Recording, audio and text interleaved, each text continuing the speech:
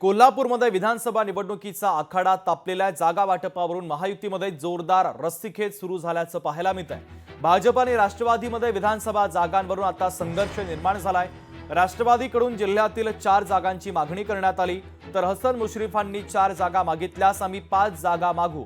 भाजपच्या धनंजय महाडिक यांची ही आक्रमक भूमिका आहे।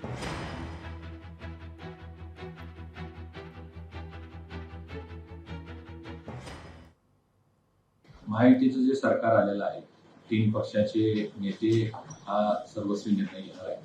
परंतु आज कोल्हापूर जिल्ह्यामध्ये ज्या 10 जागा आहेत त्यामध्ये अधिक जागा आम्हाला मिळायला पाहिजे, कारण राज्यामध्ये भाजप हा मोठा भाऊ आहे।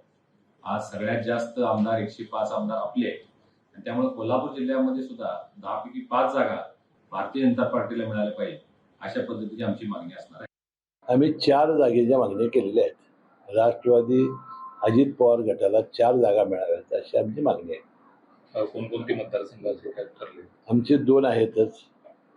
त्यानंतर आम्ही शिरोळ मतदारसंघ मागितलेला आहे आणि 4था मतदारसंघ आम्ही कोल्हापूर शहर मागितलेला आहे।